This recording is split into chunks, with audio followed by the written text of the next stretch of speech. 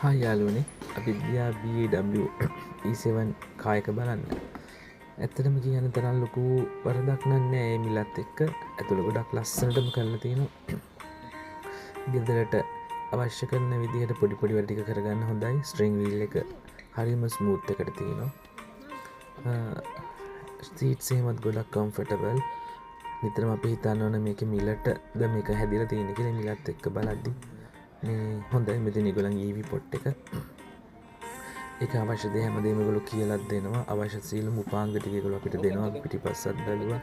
පිටිපස්ස seats වලත් වරදක් නෑ. ලෙග් ස්පේස් එක නම් හොඳටම තියෙනවා. හොඳ උස කෙනෙක්ට වුණත් එතන ඉන්න පුළුවන්. ෆැබ්‍රික් මැටීරියල් කව එකකින් තමයි සීට්ස් කව කරලා තියෙන්නේ. කියන්න වරදක් නෑ. කලර්ස් උත් ලස්සනයි. පාට 4ක් තිබුණා. මෙතන පිටිපස්ස හරි ලේසි විදිහට ඕපන් කරන්න පුළුවන්.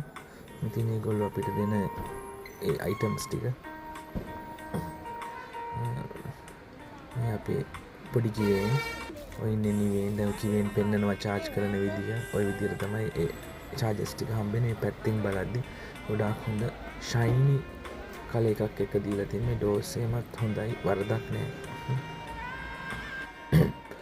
ඉතින් ඉස්සරහා ඕපන් කරාම ඩෝර් එක ඇතුළට නැග්ගම නම් හොඳ Android player එකක්, රිවර්ස් කැමරා ටික, AC ටික ඒ ඔක්කොම ටික හොඳට තියෙනවා.